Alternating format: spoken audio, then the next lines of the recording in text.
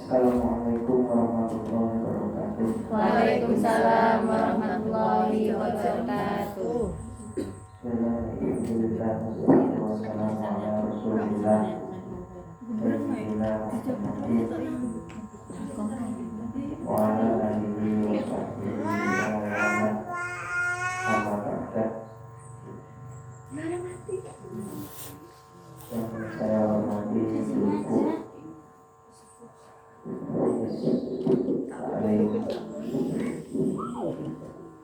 dan sekedar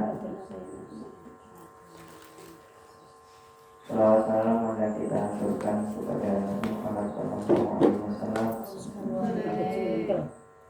karena beliau telah membawa kita dari jalan pendidikan ke jalan keislaman seperti yang kita rasakan pada hari ini.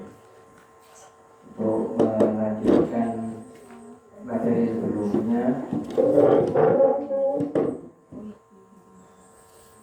karena ini saya ulang sedikit tentang bab kemarin sampai sholat. Jadi ketika seorang perempuan sudah selesai haid ataupun baru mengalami haid, itu nanti akan ada sholat yang harus diqadha.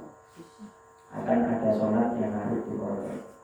Tapi bukan semuanya, karena mengqadha sholat yang ditinggalkan posisinya sedang haid itu haram, tidak boleh. Karena memang tidak ada kewajiban bagi seorang yang sedang haid untuk melaksanakan sholat. Jadi ketika dia tidak sholat karena haid, jadi sholatnya tidak boleh diqadha. Tapi nanti akan ada sholat yang wajib diqadha. Dan ini terbagi menjadi dua. Yang pertama, ketika haid itu terjadi, pertama kali haid. Yang kedua, ketika haidnya berhenti. Nah, ketika haidnya itu terjadi baru awal haid, maka akan ada sholat yang harus diqadha ketika datangnya haid berada dalam ruang waktu sholat dan telah melewati jarak waktu yang sekiranya cukup untuk melaksanakan sholat. Jadi misal ada seorang perempuan haid jam 12 siang. Jam 12 siang haid. Kemudian jam 12 siang. Waktu zuhur misal jam setengah 1. Misal waktu zuhur jam setengah 1.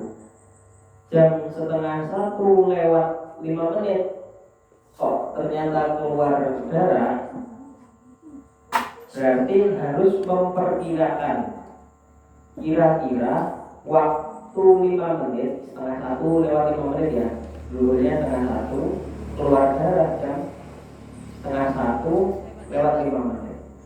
Waktu 5 menit itu cukup untuk sholat apa enggak? Cukup. Maka cukup dikira-kirakan, 5 menit ini aku sholat dan ini rampung. Tapi dia belum sholat. Maka nanti ketika haidnya berhenti, dia wajib mengqadha sholat itu tadi. Ketentuannya, sekiranya waktu sholat itu cukup untuk dilaksanakan. Sebelum datangnya haid sudah masuk waktu sholat, tapi dia belum sholat. Dan waktu itu sebenarnya cukup untuk sholat. Maka ketika haidnya berhenti, sholat itu nanti harus diqadha. Selanjutnya, ketika darahnya berhenti. Nah, kalau ketika darahnya berhenti ini, ketentuannya jika hilangnya haid masih berada dalam waktu sholat yang minimal masih muat digunakan untuk takbiratul ihram, namun sholat tersebut tidak mungkin dilaksanakan dalam waktunya. Ini misal waktu zuhur itu kan habisnya kalau sudah masuk waktu asar. Semisal asar jam setengah 4 atau jam setengah 4. Terus jam setengah 4 kurang 1 menit headnya berhenti. Maka sholat zuhur yang tadi wajib diqadha walaupun tinggal 1 menit waktunya. Kenapa? Karena waktu 1 menit tadi sangat cukup untuk takbiratul ihram. Jadi batasannya itu takbiratul ihram kalau headnya berhenti. Maka sholat zuhurnya tadi kan nggak mungkin waktu 1 menit cukup untuk mandi, untuk wudu.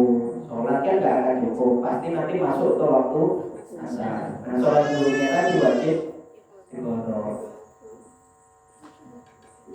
Ini bukan cuma sholat yang kurang yang sekiranya cukup untuk takbiratul ihram, tapi dengan sholat sebelumnya juga, ketika sholat sebelumnya bisa dijamak dengan sholat itu. Contoh, waktu asar habis ketika waktu maghrib sudah tiba. Anggap maghrib jam setengah 7. Jam setengah 7 kurang 1 menit darahnya berhenti. Jam setengah 7 kurang 1 menit darahnya berhenti. Maka waktu 1 menit tadi cukup, sangat cukup ya, cuma takbiratul ihram Allahu Akbar. Cuma 1 menit tadi sangat cukup untuk takbiratul ihram. Maka sholat asar tadi wajib diqadha beserta sholat zuhurnya. Kenapa?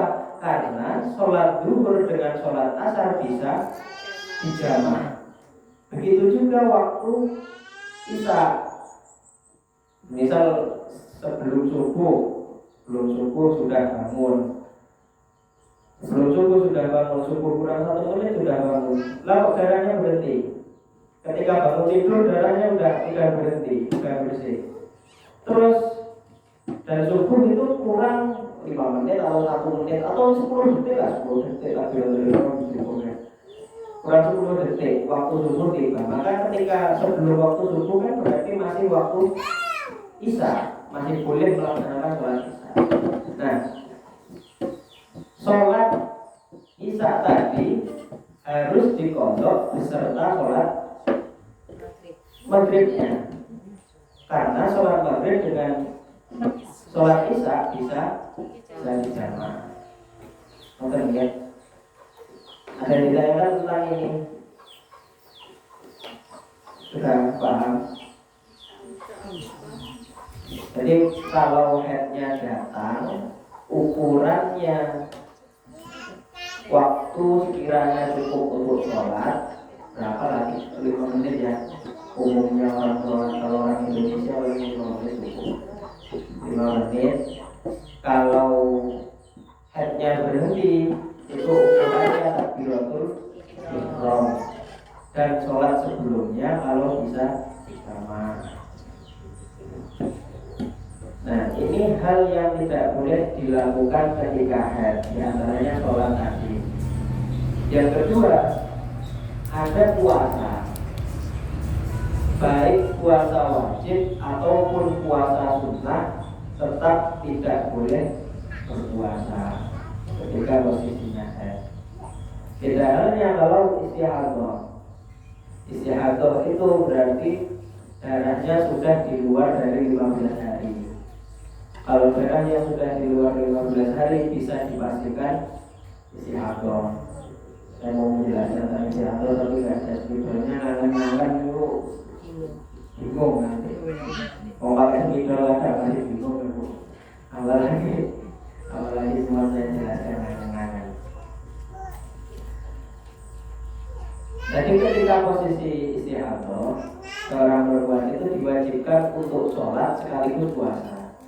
Nah ini dilemanya itu dibingungkannya. Dibingungkannya seorang perempuan itu ada di sini. Yang pertama, orang puasa itu tidak boleh masuk sesuatu dari lubang, entah lubang hidung, lubang mulut, lubang dubur, lubang kemaluan, itu tidak boleh kemasukan apapun ketika berpuasa. Tapi ini contohnya di bulan Ramadan ya. Contohnya seorang perempuan di bulan Ramadan mengalami istihadah. Selain dia wajib sholat, dia juga wajib puasa Ramadan. Nah, ketika dia mau sholat, otomatis dia harus menyumbat, harus menyumpeli artinya menggunakan kapas. Dan aturannya kapas itu tidak boleh terlihat. Aturan sebenarnya, tapi nanti ada yang memperbolehkan sekiranya kalau terlalu sakit, ketika disumbat sampai kapasnya tidak terlihat itu kok sakit, maka tidak perlu disumbat sekalian. Tapi kalau misalkan menyumbat kok kapasnya masih terlihat, masih keluar, nah itu nanti bisa dianggap seperti membawa najis ketika sholat dan sholatnya tidak sah. Makanya ketika menyumbat itu kapasnya tidak boleh sampai terlihat. Nah, namanya menyumbat kalau kapasnya tidak sampai terlihat kan berarti sudah masuk ke bagian dalam tubuh. Kalau masuknya sesuatu ke bagian dalam tubuh berarti bisa membatalkan puasa. Nah, ini yang ribet ketika istihadah di Ramadan. Jadi perempuan yang mengalami istihadah di bulan Ramadan, dia tetap wajib sholat, wajib menyumbat. Tapi puasanya juga wajib ditahan sampai maghrib. Ketika besok Ramadan sudah selesai dan dia sudah tidak istihadah lagi, tidak haid lagi, maka dia harus mengkodok puasanya yang tadi. Walaupun dia sudah harus ngempet makan minum dari pagi sampai sore, posisinya istihadah ya. Sudah nggak makan minum dari pagi sampai sore, cuma gara-gara menyumbat, dia harus menahan makan minum sampai maghrib. Setelah itu puasanya harus dikodok lah 2 kali, puasa 2 kali. Itu kalau sedang istihadah. Selanjutnya tawaf. Ini tawaf. Semua ibadah haji boleh dilakukan oleh wanita yang haid atau nifas kecuali tawaf dan sholat sunat tawaf. Dasarnya dari hadis. Ini jelas kalau haji posisinya lagi haid, itu semua ibadah haji yang dilakukan kan ritual-ritual haji yang banyak, ada sa'i, ada lewat jumroh. Itu kalau posisinya haid ya masalah. Yang tidak boleh dilakukan itu hanya tawafnya, tawaf keliling Ka'bah saja yang nggak boleh. Tapi biasanya kalau haji itu kan sudah siap kali, biasanya mengobat dulu supaya nggak haid dan lainnya. Selanjutnya menyentuh atau membawa mushaf. Nah, di sini menyentuh atau membawa, atau menyentuh apalagi membawa. Menyentuh saja tidak boleh, apalagi membawa. Di sini ketentuan menyentuh mushaf ini kalau posisinya sedang haid, bukan dengan istihadah. Kalau istihadah, selama dia punya wudu dan wudunya tadi ditujukan untuk membaca Al-Quran, maka tidak masalah. Kalau orang istihadah itu kan dia tetap wajib sholat, dan ketika dia membaca Al-Quran maka dia tetap harus berwudu, walaupun wudunya ketika itu juga sebenarnya batal. Tapi karena dia posisinya istihadah, jadi ada dimaafkan. karena susah. Istihadah nggak mungkin ngempet darahnya tiba-tiba berhenti kan. Istihadah itu babnya sama seperti orang beser. Orang beser kalau laki-laki wajib diikat ketika sholat. Iya Bu, kalau laki-laki wajib diikat ketika sholat supaya ya jangan wajib diikat. Mau perempuan kalau laki kalau perempuan ya sama disumpel. Tujuannya supaya tidak berlebihan najisnya yang keluar. Kalau berlebihan nanti bisa membatalkan sholat. Berarti wudhu saat istihadah itu cuma untuk satu ibadah saja ya Pak? Iya, hanya untuk satu ibadah. Ketika sholat juga seperti itu. Kalau untuk sholat zuhur nanti ketika asar ya harus dulu lagi. Kemudian itu membawa mushaf belum. Jadi membawa mushaf ini kalau di mazhab Syafi'i tidak ada perbedaan. Tidak ada perbedaan antara sedikit atau banyaknya. Kalau posisinya sedang istihadah, kalau posisinya sedang haid, maka Al-Quran itu tidak ada batasnya, entah itu Quran terjemahan. Kalau Quran terjemahan selama terjemahannya lebih banyak, maka tidak masalah.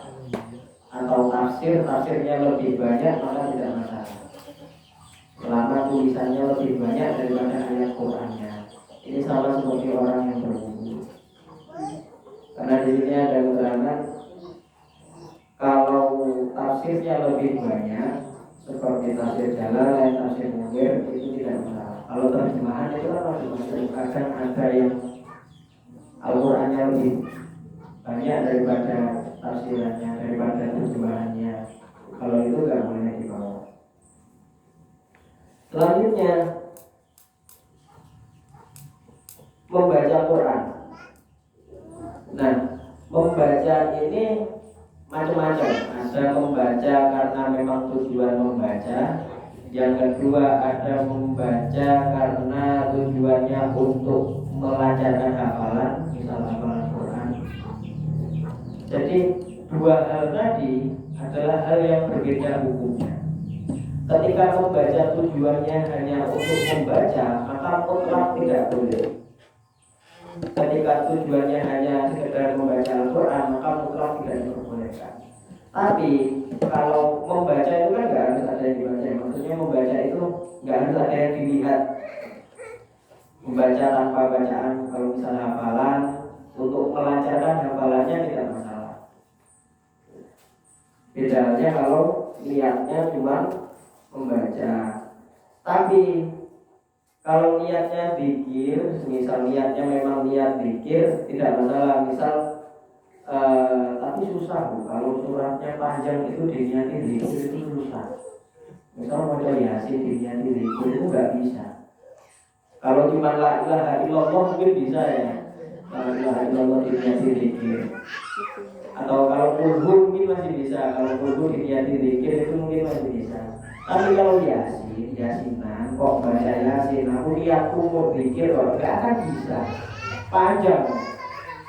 Kalau baca itu diniati zikir itu susah. Jadi untuk jaga-jaga ketika misalnya ibu lagi yasinan, posisinya lagi halangan, lagi haid, maka tinggal diganti dengan bacaan lain, baca sholawat atau pikiran subhanallah, Allahu akbar, atau la ilaha illallah. Tujuannya untuk berhati-hati.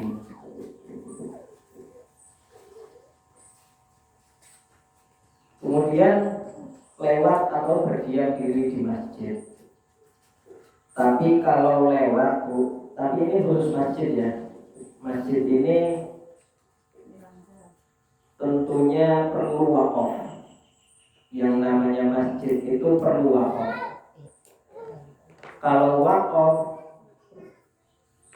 misal wakaf awalnya sudah mushola, mau dipindah menjadi masjid, kalau secara mazhab Syafi'i tidak bisa.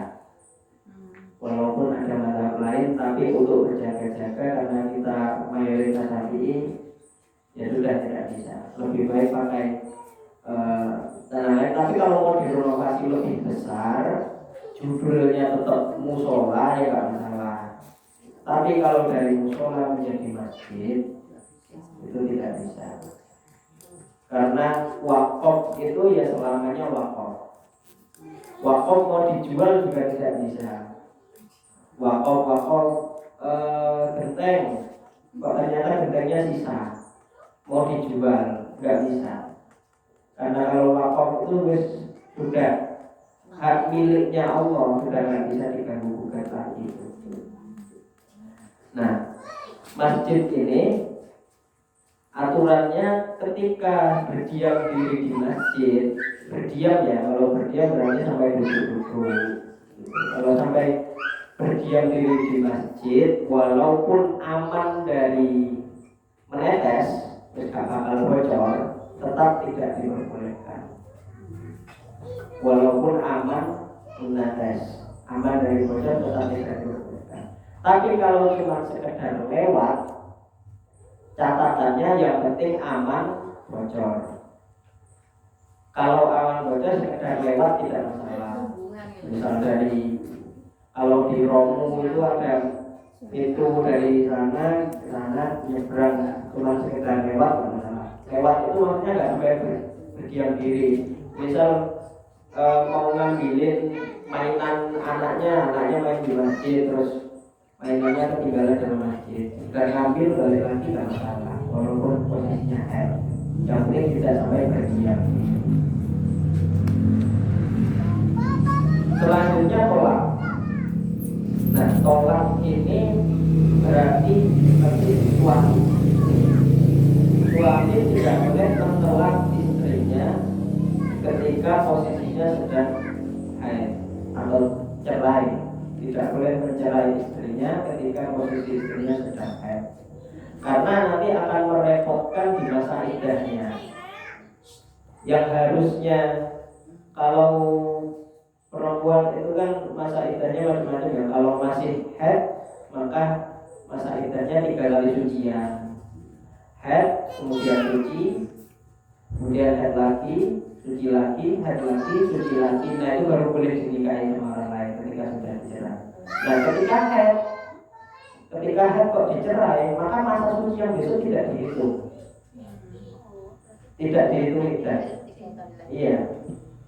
Nah ini kenapa kok salah satu alasan kenapa kok tidak boleh dicerai posisinya sedang haid. Selanjutnya bersetubuh atau bersentuhan kulit pada anggota tubuh antara lutut sampai pusar. Antara lutut sampai pusar itu tidak boleh. Seorang suami tidak boleh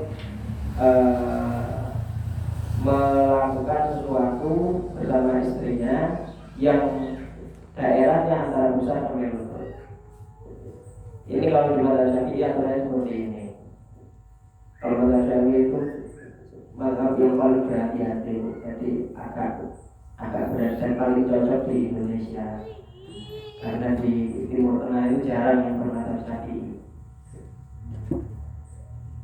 Nah, di sini ada lagi terakhir, bersuci dengan niat menghilangkan hadas.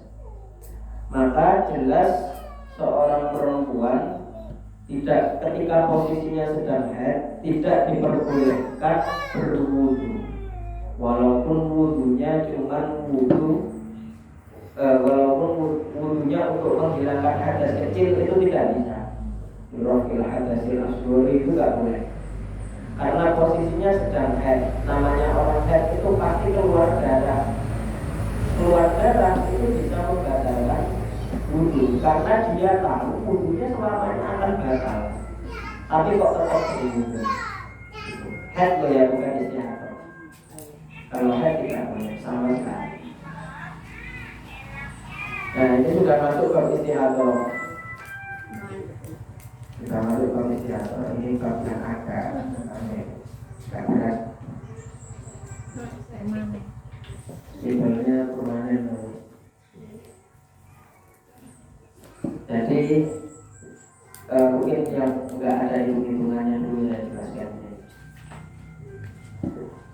Ada hal-hal yang harus dilakukan ketika seorang perempuan itu istihadah dan mau melaksanakan sholat. Di sini yang pertama, membersihkan farji dari najis yang keluar. Ini harus dibersihkan terlebih dahulu, harus disucikan dulu. Yang kedua, menyumbat farji dengan semacam kapuk apabila satu, tidak merasa sakit. Yang nomor dua, tidak sedang berpuasa. Jika sedang berpuasa, kalau di sini diperbolehkan ya.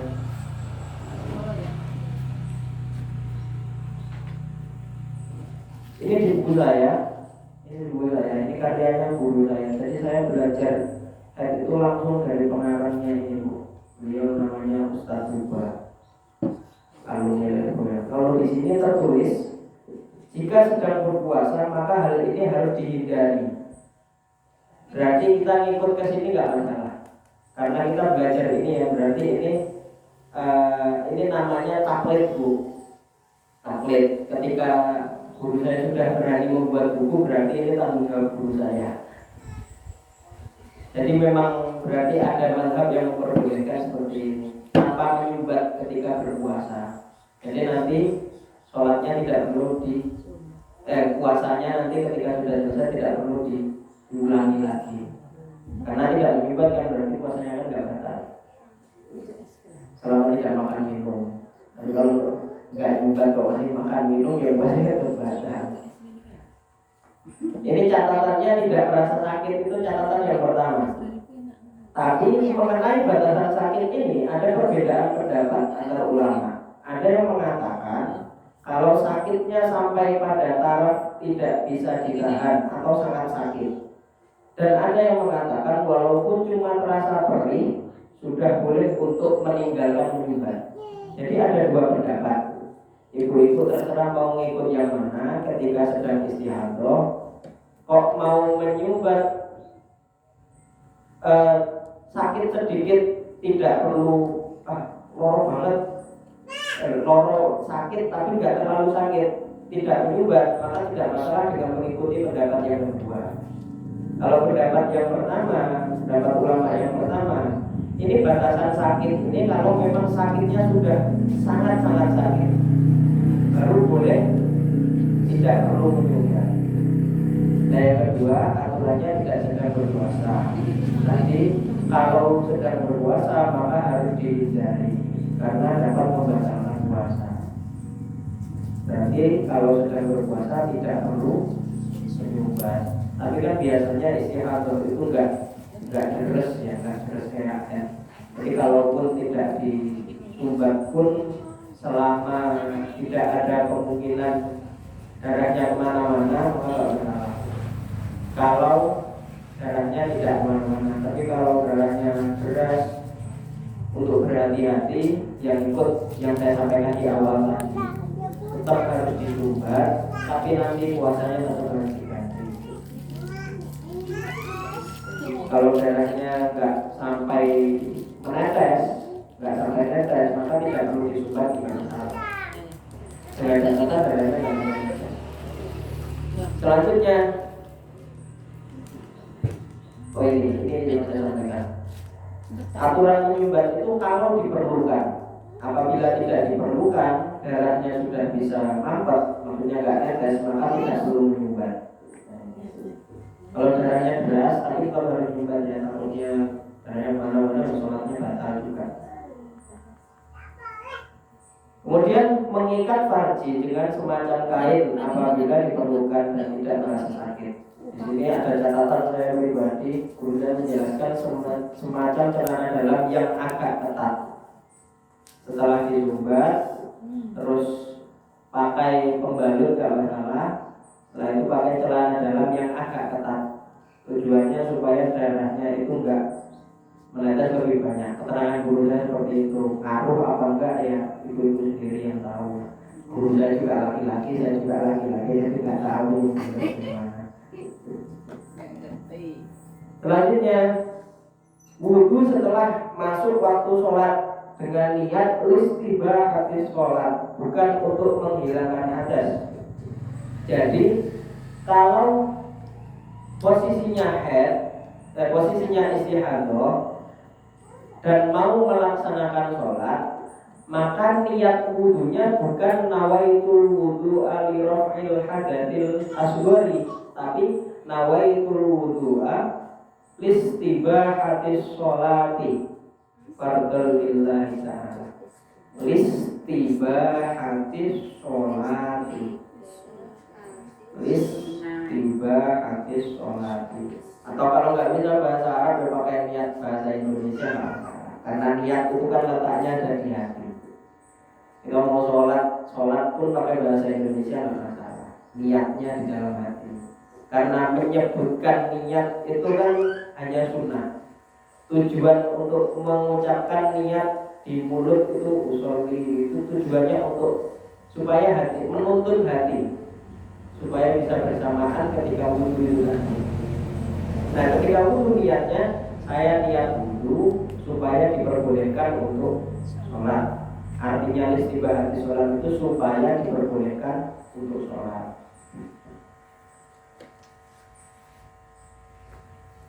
Bukan untuk menghilangkan hadas, karena kalau menghilangkan hadas ya hadasnya nggak akan selesai, keluar darah terus. Selanjutnya mengerjakan semua yang di atas yang sudah disebutkan tadi secara terus menerus, yaitu setelah membersihkan wajib langsung disumbat, kemudian langsung diikat. Maksudnya diikat itu pakai kobalot dan pakai celana dalam yang agak ketat, lalu berwudu dan langsung sholat.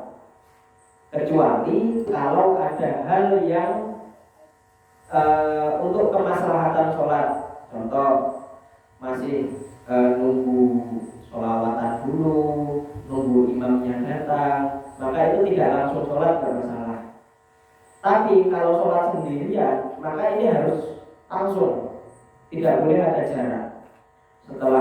Setelah menyumbat, kemudian mengikat wajib, kemudian wudhu, setelah wudhu langsung sholat. Karena tidak boleh ada jeda, harus mualah terus menerus. Kalau ada jeda, misal mau ke warung dulu, maka nanti harus diulangi lagi wudhunya. Iya, harus diulangi lagi. Kemudian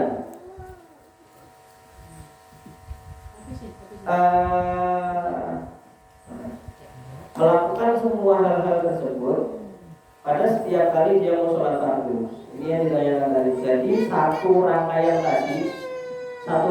tadi itu satu paket.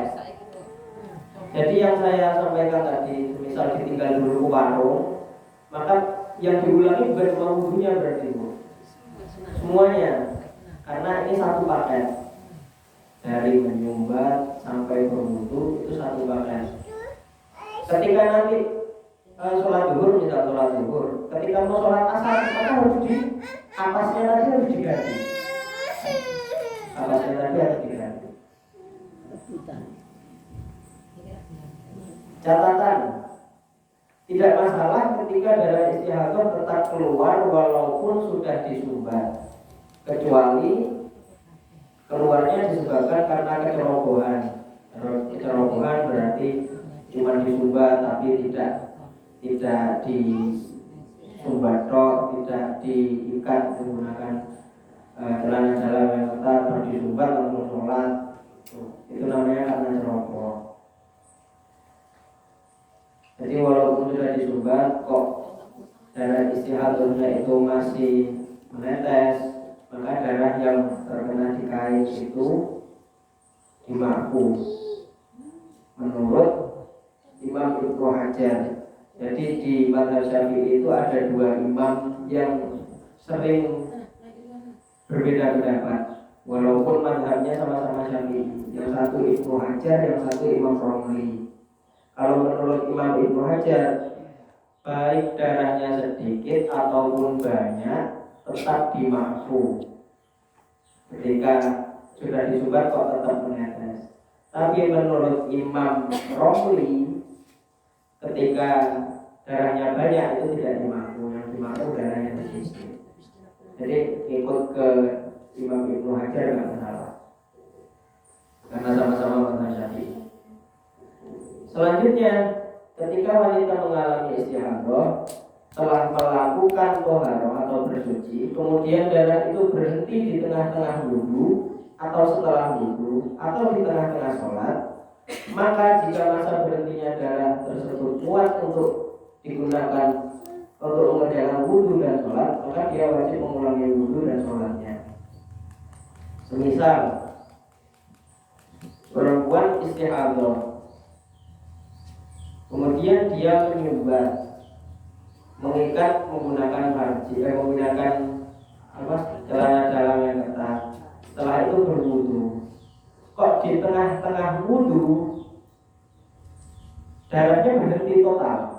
Tapi biasanya nggak terasa ya Bu, nggak terasa. Misal terasa ini contohnya ini, misal terasa kok darahnya berhenti total, maka sholatnya tadi dan wudunya tadi harus diulangi lagi. Diulangi berarti dengan cara mensucikan wajibnya lagi dan tidak perlu menyumbat karena darahnya sudah berhenti. Enggak, karena istihadah. Kalau istihadah kan sama dengan orang suci, wajib puasa, wajib sholat. Kalau tahunya setelah sholat, maka sholat yang sudah dilakukan ya nggak perlu dipotong. Karena saya ingat guru saya itu bilang, bab haid ini bab ilmu pasti, jadi tidak boleh dikira-kira. Misal setelah sholat kok darahnya sudah berhenti total, sudah tidak keluar darah lagi, ini kayaknya kemarinnya pas aku sholat malam. Nah itu nggak bisa, karena haid itu harus ilmu pasti. Kalau nggak kelihatan juga boleh kira-kira. Jadi dihitung berhenti ya ketika melihat. Ketika tidak melihat ya berarti itu belum berhenti. Ketika bangun tidur darah haidnya berhenti, ini berhentinya tadi malam kayaknya, itu nggak bisa. Karena seketika itu juga ketika melihat darah berhenti, ya itu waktu berhenti. Ada yang mau ditanyakan lagi Bu? Karena ini masuk ke hitung-hitungan ini belum bisa. Kalau cuma angan-angan ya nggak bisa. Kalaupun ada spidolnya pun kayaknya nggak akan selesai hari ini, karena istihadah itu nanti bagiannya ada banyak. Ada baru pertama kali haid, ada yang sebelum-sebelumnya sudah pernah haid, ada yang sudah pernah haid tapi lupa kebiasaannya, ada yang lupa semuanya, tidak memenuhi, lupa berapa hari, mulainya kapan lupa. Itu nanti ada babnya sendiri. Itu yang nanti yang ribet itu sih. Mulainya kapan lupa, kebiasaannya yang bulan kemarin lupa juga. Nah, itu nanti ribet. Jadi setiap dia mau sholat dia wajib menyumbat. Kalau di bulan puasa dia wajib puasa. Karena dia nggak tahu, karena tidak bisa dipastikan itu posisinya lagi haid apa istihadah, karena lupa semuanya. Makanya wajib punya catatan. Kalau nggak ingin punya catatan ya kalender tinggal cari.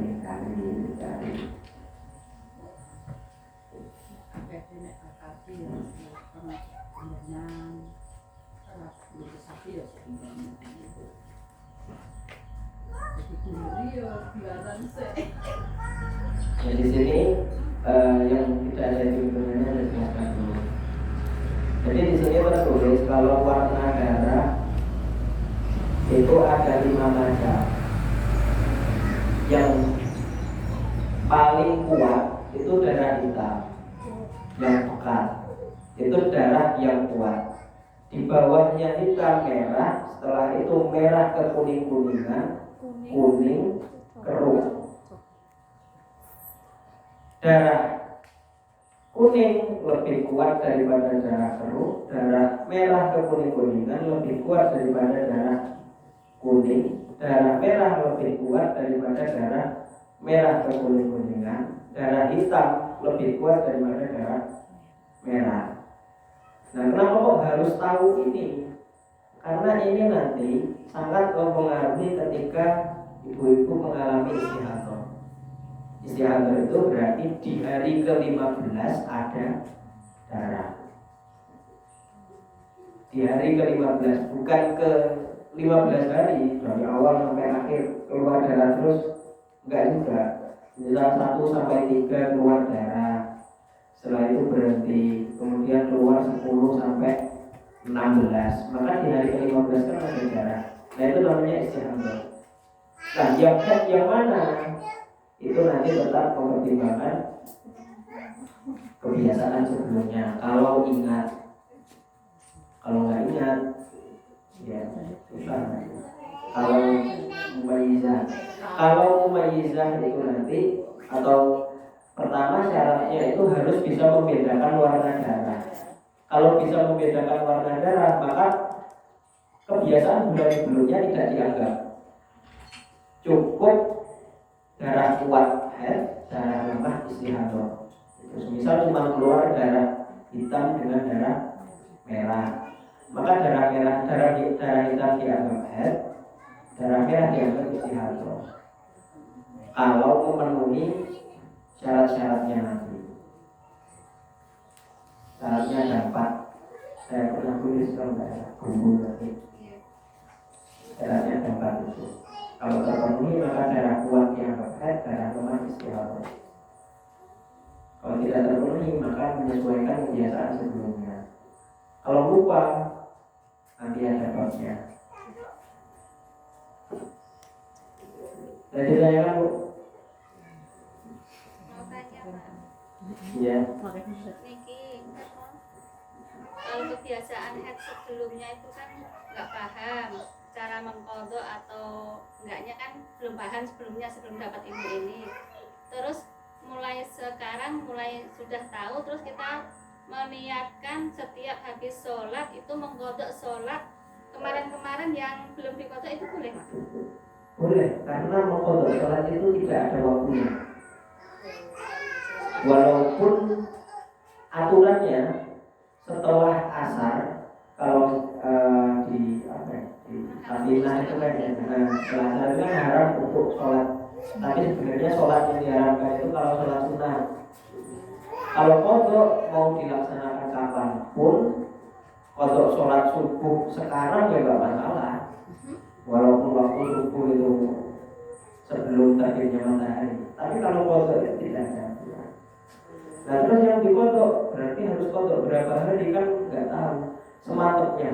Kalau mantep, ini kayaknya hutang saya sudah mulai sudah. Kalau orangnya sewaktu kita melaksanakan habis sholat itu nggak ada. Nggak apa-apa. Malah yang sama. Setiap sholat Iya. maghrib nanti kodok sholat maghrib yang Iya. dulu gitu kan, setiap sholat gitu. Bahkan saya lupa tapi saya masih ingat betul di kitab Fathul Mu'in itu tertulis menurut Imam Ibnu Hajar kalau nggak salah. Orang kalau masih punya kodok sholat itu tidak boleh sholat sunnah. Orang kalau masih punya kodok sholat tidak boleh sholat sunnah. Jadi kalau ibu-ibu masih punya hutang sholat, maka lebih baik mengkodok sholatnya tadi daripada sholat sunnah. Sunnah ba'diyah atau sunnah semua? Sunnah qobliyah atau ba'diyah. Lebih baik kodok sholat. Ya sama-sama 2 rakaat, misalnya kodok subuh kan 2 rakaat. Toh sama-sama sholat. Apalagi kodok itu kan kewajiban. Nggak boleh meninggalkan kewajiban demi hal yang sunnah. Karena kewajiban itu nomor 1.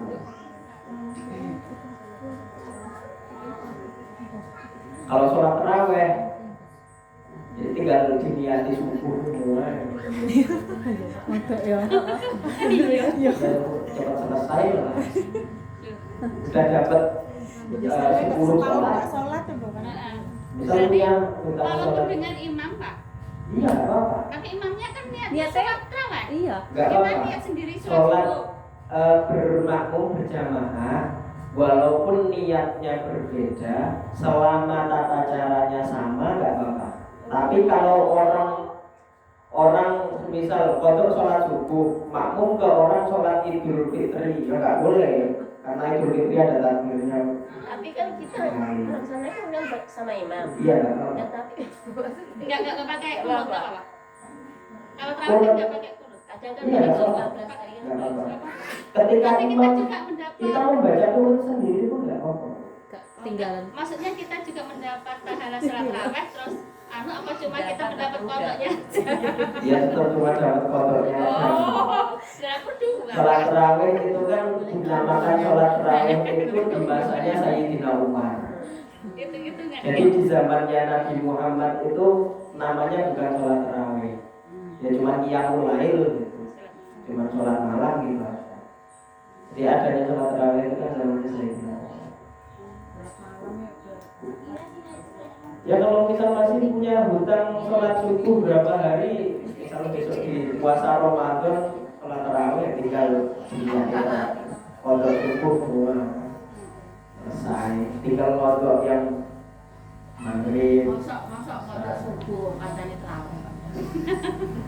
Kan niatnya bu, kan niatnya Niatnya terawih kok kodok subuh. niatnya sampean ki subuh. itu tujuan saya seperti itu untuk mempermudah bu. Memudahkan. Semisal males daripada nggak dikodok sholatnya, lebih baik ya pas sholat tarawih itu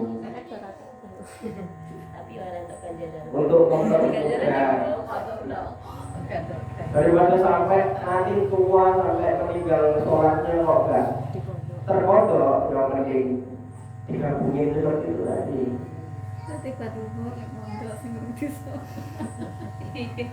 Iya kan? Selalu. Ya kan namanya tertib. Tapi kalau habis kodok zuhur terus sholat ba'diyah boleh. Habis kodok dulu, Terus sholat ba'diyah. sholat ya. Ba'diyah dulu. Ya kalau Atau ngikut ke Imam Ibnu Hajar nggak boleh, tapi yang lainnya memperbolehkan. Cuma Ibnu Hajar aja nggak memperbolehkan. Karena mazhab Syafi'i itu kan ulamanya banyak. Jadi ada yang Sholat zuhur, kita mah Pak, ya kodok ya papat. Iya, sholat telu ya telu wajib karena telu ya. kalau asal ya. Waktu itu apa dulu biar paham. kalau itu mengganti sholat yang ditinggalkan Orang tapi sholatnya apa-apa. dengan jumlah rakaat yang sama.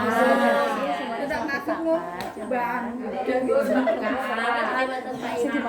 Tapi niatnya bukan ada lillahi ta'ala loh ya bu. Kodokan.